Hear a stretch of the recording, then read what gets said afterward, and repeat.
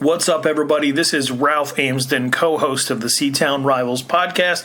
We're about to be joined by Brett Quintyne and Chilly to talk about last week's action in Chandler area football. But before I do that, just a reminder that the Seton Rivals podcast is brought to you by ArizonaVarsity.com, the Rivals affiliate site covering all Arizona high school football and basketball in the state of Arizona. You can support us by becoming a subscriber.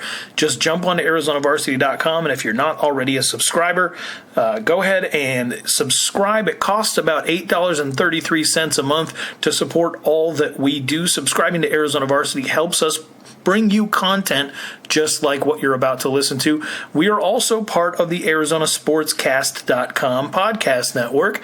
ArizonaSportsCast.com hosts podcasts covering Chandler area football, like you're about to listen to with the Seton Rivals podcast, as well as high school sports from around the state, the Arizona State Sun Devils, the Phoenix Suns, and Arizona Cardinals. So if you could go ahead and search for Arizona Sportscast on iTunes, become a subscriber, leave a review, that would be fantastic. Without further ado, let's get you to this week's episode of the Seton Rivals podcast.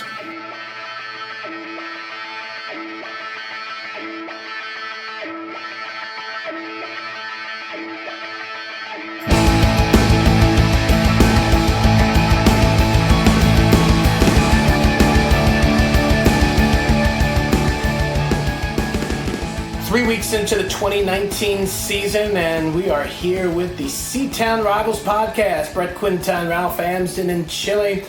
We love kicking it with you guys. We love sharing our thoughts, insights, stats, and all that fun stuff, everything that goes with it. And since Chilly's thumbs are into his phone, you know what, Ralph? Let me ask you, where were you this past week? And just kind of give us your initial thoughts before we dive deep into some of these teams. I was, for the second week in a row, I was out on the far west side of the state. I hit Sunrise, Liberty, Cactus, Ironwood, and then watched Mater Dei put up a bunch of points on Centennial. Yikes. 2 weeks in a row on the far west side, I can start working my way east, I think, without all of the west side teams complaining and, calling us Chandler homers or whatever. Even though I live in Maricopa, Yes. But it was kind of nice to see some of those teams. There's a lot of competitive football going on out there. Also had Cody Cameron out on the far west side at the Desert Edge Sal Point game, and so we had guys all over the place out there, and it's nice to just get a feel for everybody who's out there because it makes us a little bit more educated on what we're talking about, the opponents of all the different Chandler area schools. I will say that it does take a little while to get home. Yeah, you do, yes. From out there, so I'm looking forward to doing some different stuff on the far southeast side this week, and hopefully maybe get home before midnight. Absolutely. Chilly, where were you? I actually stuck around Seton on the Chandler-Queen Creek border. I went out to Casteel to go watch these Colts play. It wasn't too far for you? I mean, it was a little bit past your place, so I had to take the private plane out there. But, I made it work, early takeoff, and, I had to try to get back to Hangar Cafe so I could come back early. At least I've been in Maricopa 2.5 years. He's never even seen my place.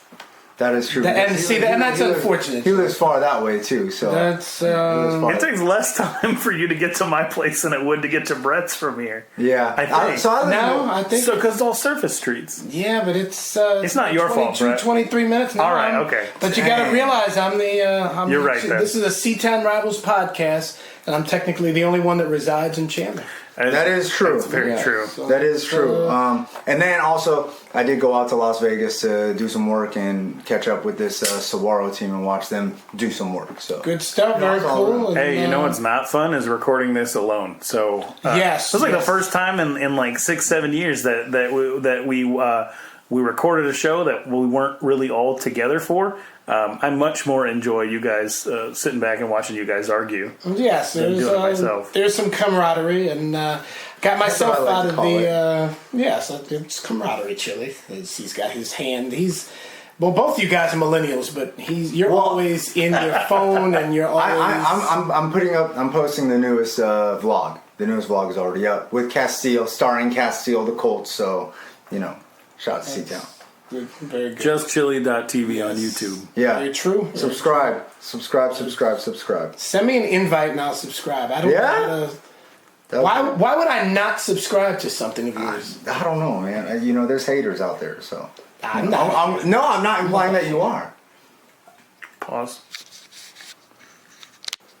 As for yours truly, I was out at Notre Dame Prep, first time checking out that lovely campus, great setting, just the mountains, the sunset, the turf, just a real good scene. It was interesting. I saw them kind of beat up on the Gilbert Tigers, and Notre Dame Prep. They just keep on winning, and it was good to kind of get out of that Chandler bubble, because that's where I like to stay. So Chilly has a long history with Notre Dame Prep. Long history with Notre Dame Prep. Even I think longer than probably some of the stuff you've done for Chandler schools, if I'm not mistaken, or around the same time. And that's tough because I started doing stuff with Hamilton back the year before Malcolm Holland was there. Okay. When he was actually at Chandler. So he was at Chandler's junior year, and then he transferred to Hamilton. He double transferred, right? Yeah. Hamilton, Chandler, Hamilton. And he never had to sit out, and he had a great career. Yeah. I decided to throw that out there. And now he's like a 28-year-old senior at U of A. Yeah. Stole like 200 bases in minor league baseball. Yes. Interesting. He was like Ricky Henderson. But so Chilly has a long history with doing stuff out at Notre Dame Prep, and so I went out there for the opening of that field, their first game. It's the only game they ever lost. Is that right? Yes, the only game they've ever lost at field? Yeah. Remember when we almost got goosebumps because that kid almost took back the opening kickoff? Yeah. Oh man. But then Sunny Slope rattled off like 135-7. Notre Dame Prep has not lost at Bemis Field since.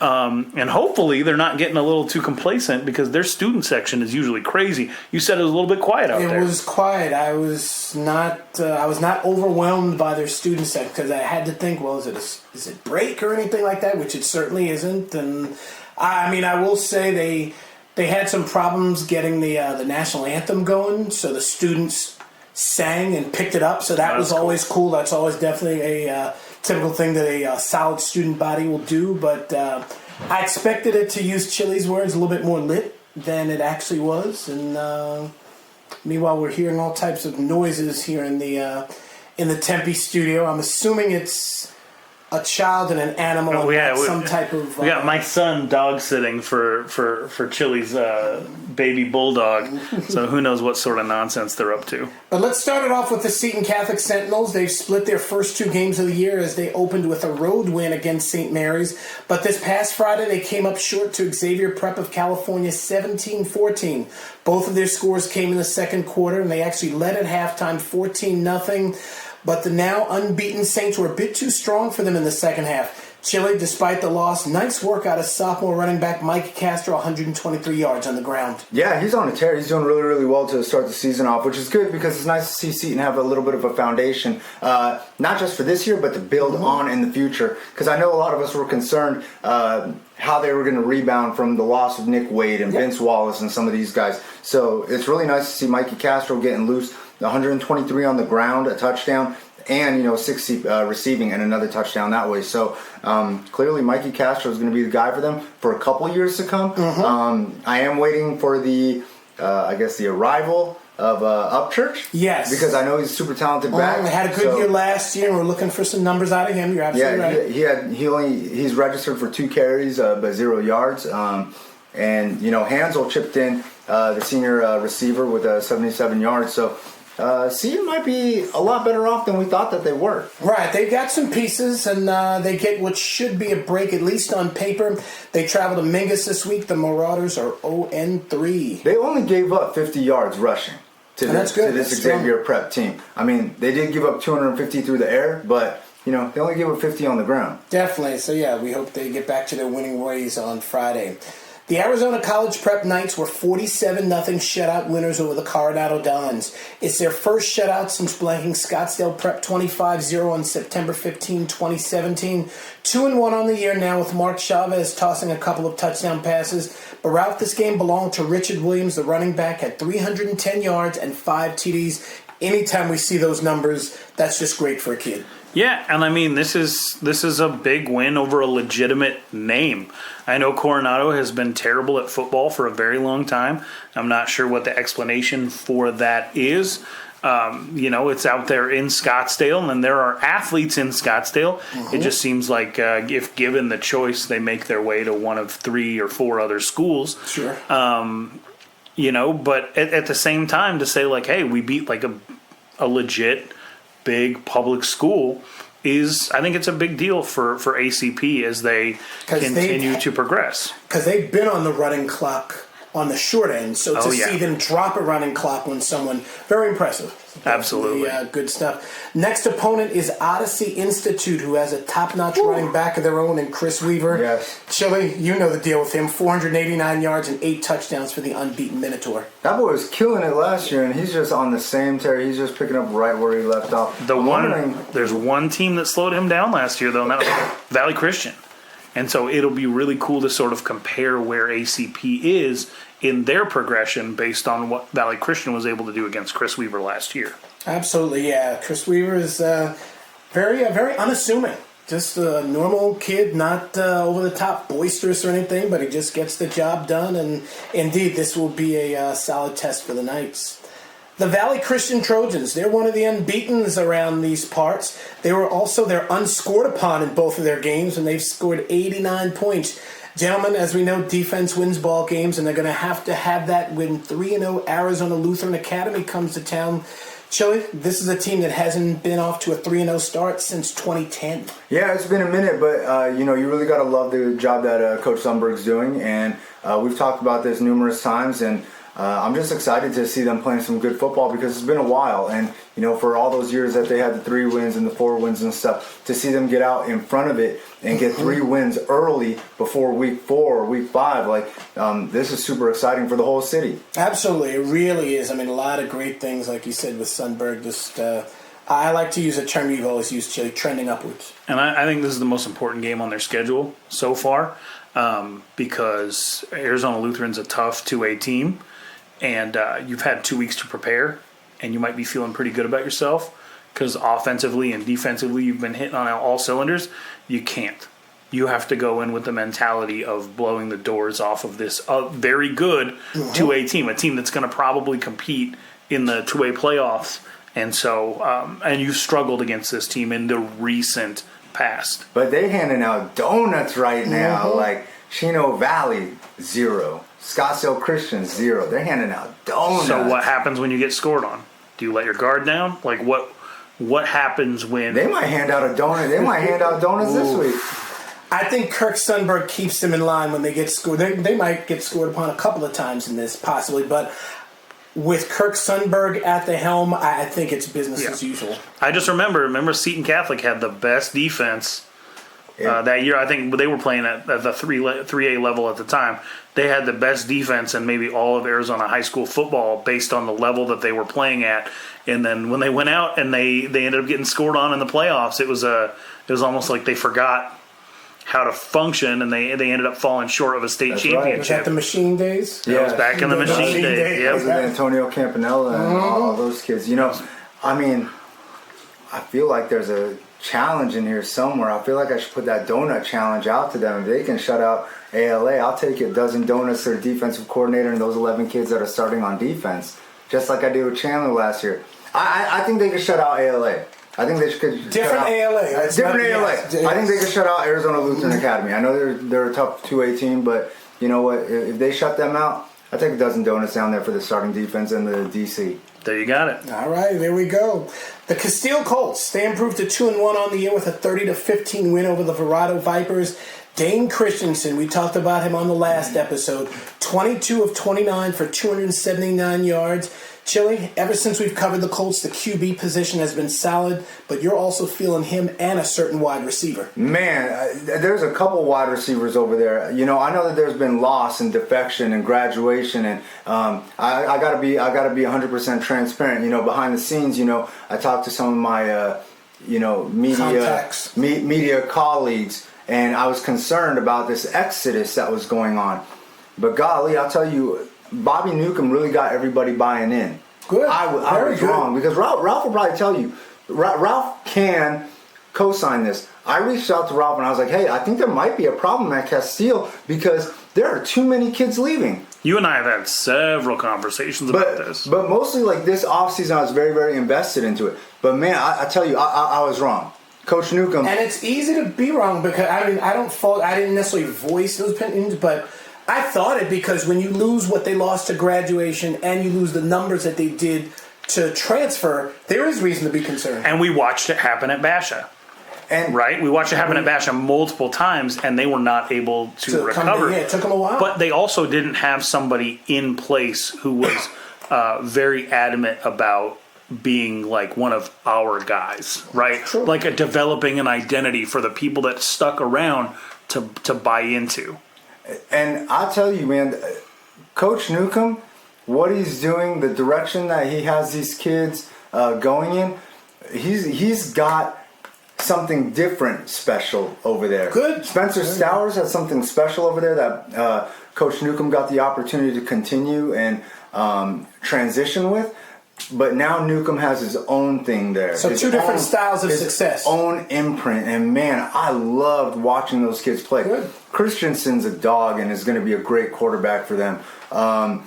This kid, Colin Gapin, man, this boy, he got some wheels. I didn't know he had wheels like that. I knew that he could catch the ball a little bit. I didn't know he had wheels like that. Isaiah Newcomb's going to be a problem. They got a whole truckload of running backs coming out of the backfield, whether it's Jace Knutson, AJ Murphy, Blancas. Like, they got guys. Brock D was a problem. Sicarios, Card. Like, this team is a little more loaded. Good.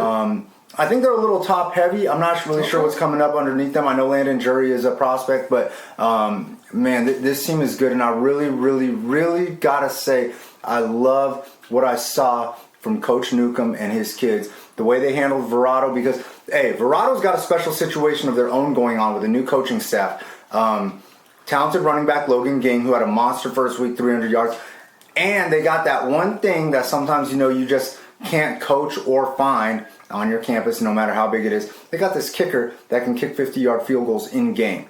So like that always keeps your team in the game. Now, yeah, speaking of that, now just looking at numbers, it didn't seem like Casteel tried to kick any extra points. No, they didn't. Yeah, so they went for two on every single. Okay, enlighten us with that. Yeah. I want to say this is like the second year I've seen them do that. I went to the Verado game last year, and I don't think I saw Coach Newcomb kick any field goals or extra points last year either. I don't know. See, I remember I was at a few Casteel games last year, and they did kick. I mean, nothing stood out to me either way.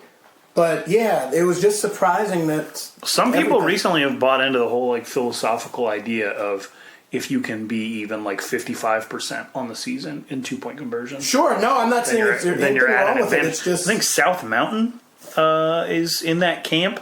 Ironically, they lost on a game-winning field goal from 28 to 26, which means they probably missed out on a couple of those conversions. But maybe they're of that school of thought. If you don't have a great kicker, I guess I see get that extra offensive rep in there. Sure, no, that's. But yeah, no, I love watching the team operate. I love watching the offense go to work. I love watching the defense. The defense plays hard. Super talented. And they'll try to make it 3 in a row as they head down to winless Mountain View Marana on Friday. The Perry Pumas had a wild one on Friday, and they come out on top of Red Mountain 68-67 in quadruple overtime to improve to 2-1.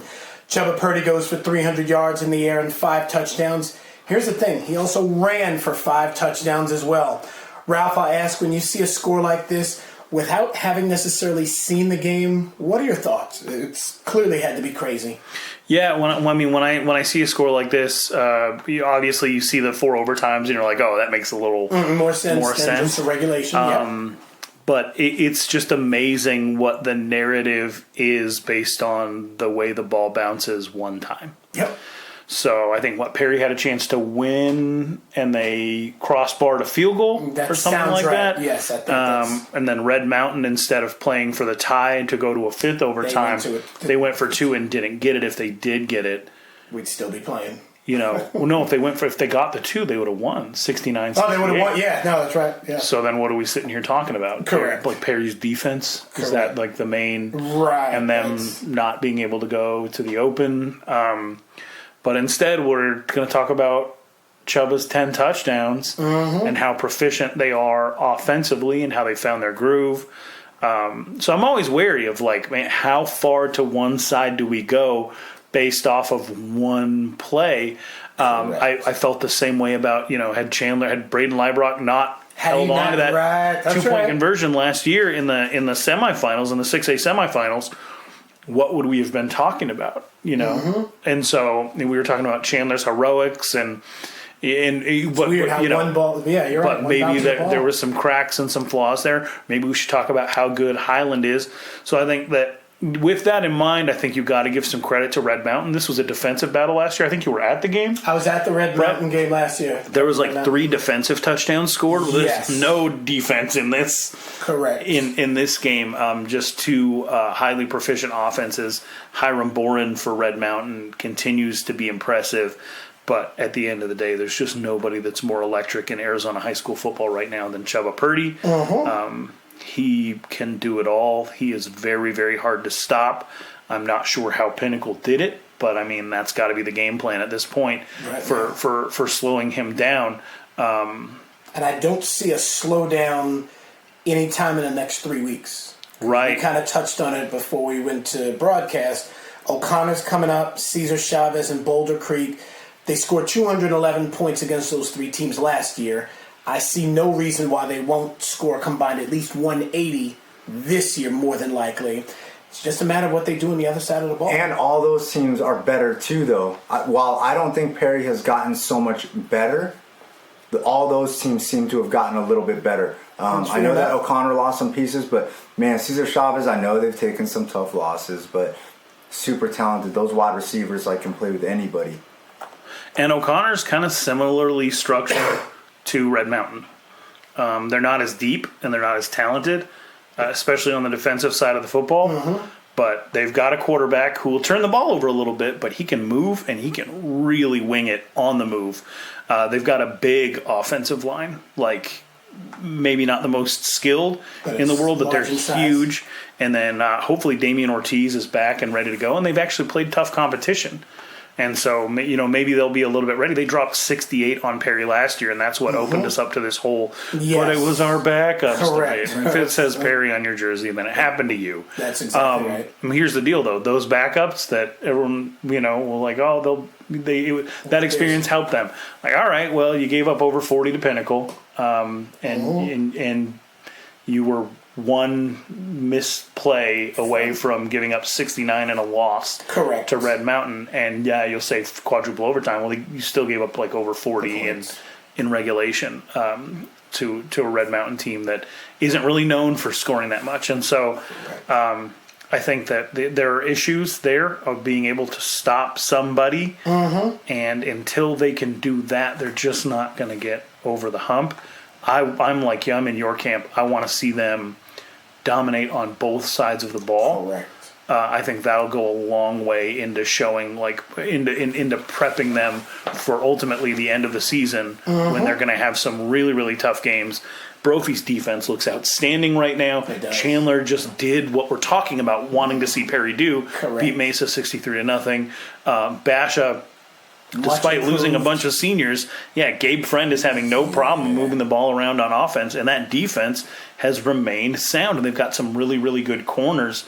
And so you want to see Perry take care of business in these next 3 weeks, because after that, it's going to be an absolute dogfight. It's a total difference. No, you're absolutely right. When is the last time, though, that we really, really saw even a 2-game stretch of Perry being dominant on defense, or Perry owning? I don't think a 2-game stretch. Like a 2-game stretch? That means back-to-back weeks. That means back-to-back games. That means you play 4 full quarters and then another 4 full quarters. No, I just want to make sure, because I don't think I've ever seen Perry play a 2-game. I don't even know if you call that a stretch, I'm going to say dominant. No, you're right. What did they do the week after they shredded Hamilton in the playoffs? Well, they had that back-to-back. They had the final game of the season. 14 Yeah, and it was like a 70-60 game, and then they followed it up with a 70-14, like the very next week. And they dominated. So, like, maybe whatever the next game in the playoffs was of that year, which I think was the first year that they went to the state championship. 2017 is the year that they pretty much ended Hamilton's 72-14. I forget what they did the next week. So next week they went to Mountain Point. And 156-31. You call that defensive domination? No, that's not. He was just trying to figure out which. I guess it would have to be the week before. They beat Boulder Creek 52-6, and then beat Hamilton 72-14. So that stretch right there. Okay. And they got Basha the week before, which would be the end of the season, 56-14. But so that at that period in time, I remember at that period in time thinking to myself, "Oh my God, this is a complete team." Because I picked Perry to beat Chandler in that championship. When the game was close. It was close. Nobody punted. Right. But it felt like ever since that game, the dam has just been open on Perry's defense. And they've got some really good players. Andre Mayberry and Jackson Ford. And correct. Stephen Kennedy, I think, got his first sack a week ago. I'll tell you the game that I was impressed with that they played really good defense. Last year, they beat Brophy. I forget what the score was, but I think they held them to single digits. It was a home game. I'm not sure what they did the week before or after. But no, you're right. It's we want to see Perry be a complete team, and they should be 5-1 going into region play. And at that has anybody won a title with a bad defense? Not in the big schools. Not amongst the big schools. It's always the teams that win seem to always be the ones that. Centennial. I mean, when Williamsfield got theirs, it was because they were a dominant defense. Yeah. Centennials have always been defense-driven. All of Hamilton's dynasty was defense-driven. Sure. Chandler was more of like a complete team whose defense struggled to contain Brock Purdy, which is understandable. Correct. But, yeah, I don't think that you can be a championship team and not play defense because there's a really good chance that they run into Red Mountain again in the 6A playoffs. And that's going to be... Sure. I mean, I kind of like to see it actually, but then again, Perry still has a chance. Right? This was a big game, and them trying to get into that open division. That's for sure. The Hamilton Huskies, they're now a perfect 3-0 to begin the year after their 41-7 win over Arborview High School out of Las Vegas.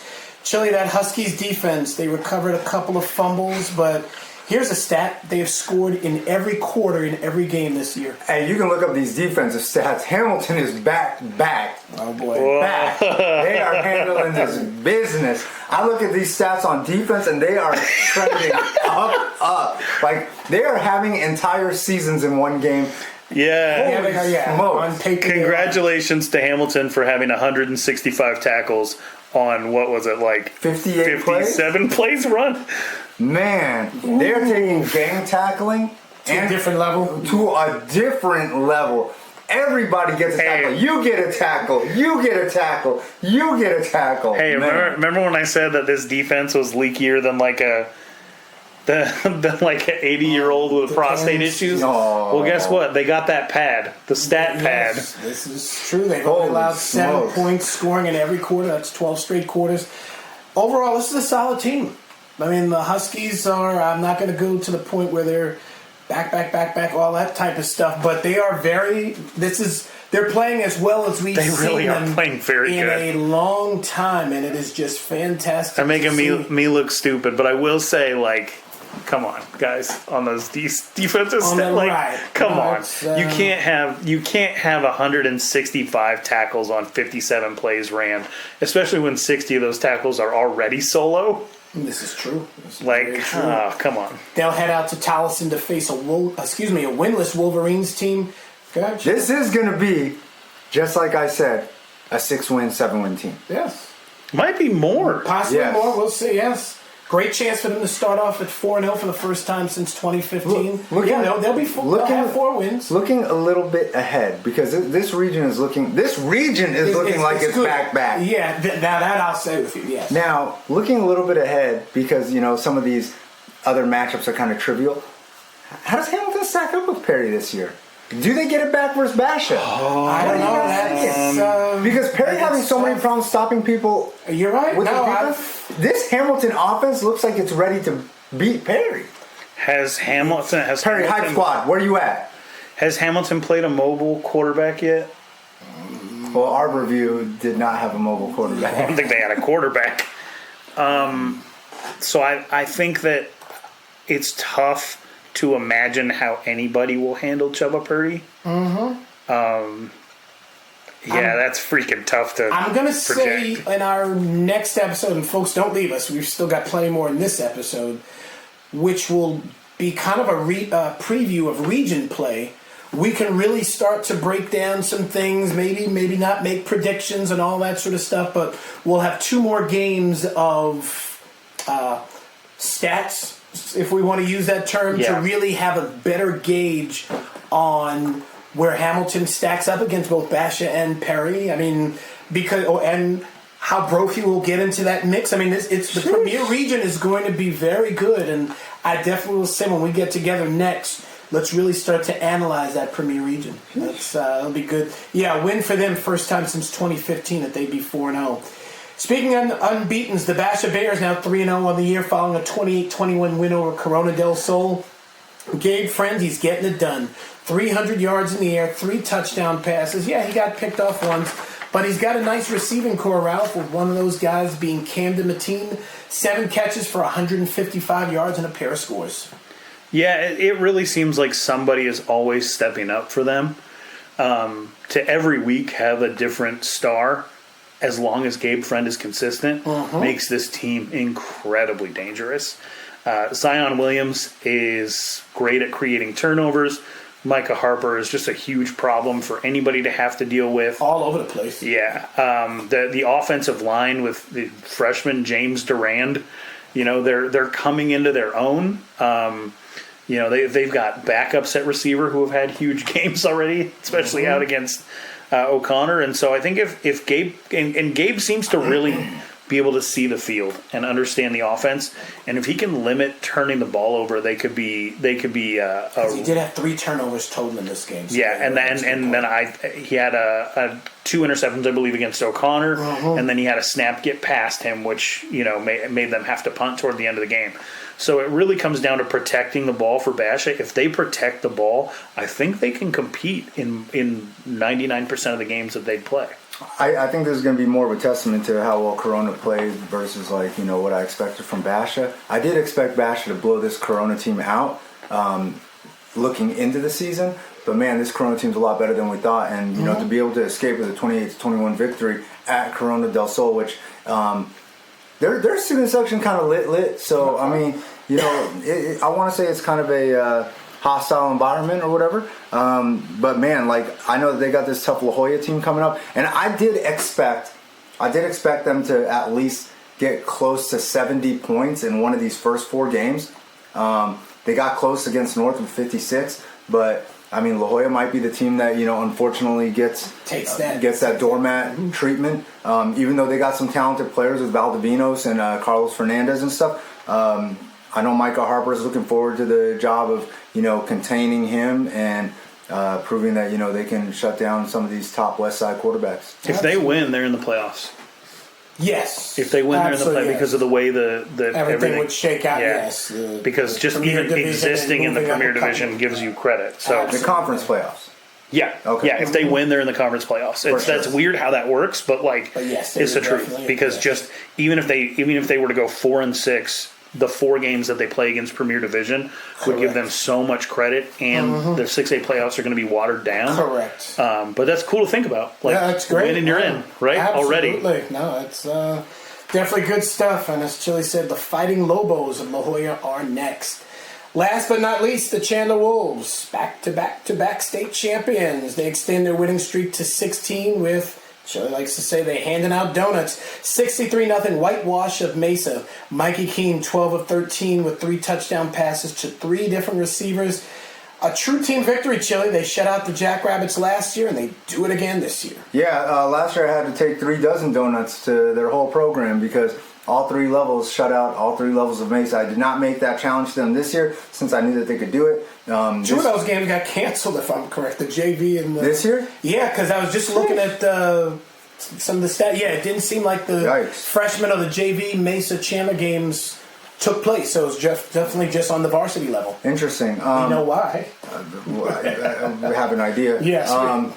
I know Mesa's trying to rebuild their program, from top to bottom. So, I give them a lot of credit for that. Sometimes you got to cannibalize some of these games for a variety of reasons. But Chandler, gets this unique opportunity to go and play this California school. I'm hoping that, our Arizona schools do not go over California. So Chandler is my only hope. I'm a Star Wars fanatic. So Chandler, you are my only hope.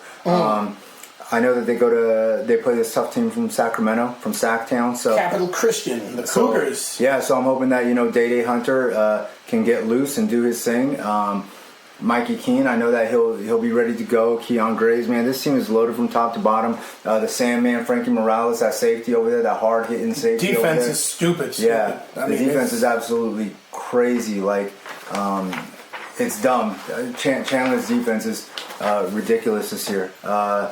Dumb like 1 + 1 = 7. So it would be a credit to Mikey Keene if they could get a win because Jacob lost in California. To Corona Centennial, be fair. We got to be fair within context. Right, but he lost. So Jacob lost twice in California. Mitch lost in Vegas. Who else lost in California? Bryce Perkins lost in California.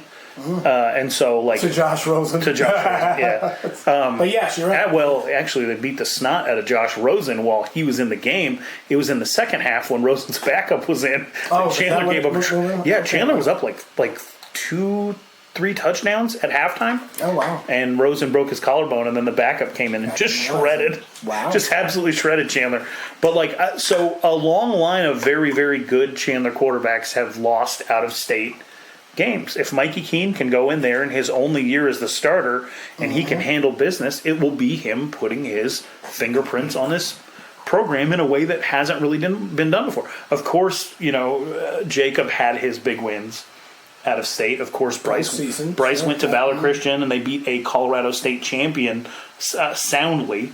But at the same time, this would be an opportunity for Mikey to do something that not everybody has done, which is go undefeated against out-of-state teams. I fully expect that Chandler's going to win this game by a healthy 30 points. Wow. I don't expect this game to be close. I expect Coach Garrison to go there, business trip, and show them what Chandler's about. I know they're waiting for Jaheim the Jet to, go through some repairs. And trying to get healthy. Right, he's getting healthy and stuff, so... strong. Think about the run. Day-Day's doing his thing. Nicholas Nesbitt is doing his thing, and then if they Eli Sanders comes back game 6. They are loaded. And then obviously with Jaheim, if he loaded gets like healthy, a baked potato. You talk about next man up. I need that sour cream. I need that cheese. I need that bacon in there. And as long as the defense keeps providing the donuts, they're gonna eat. So that's fact. And on that note, we'll call it a wrap for this edition of the Seton Rivals podcast. Chilly, Ralph, Brett, we're out.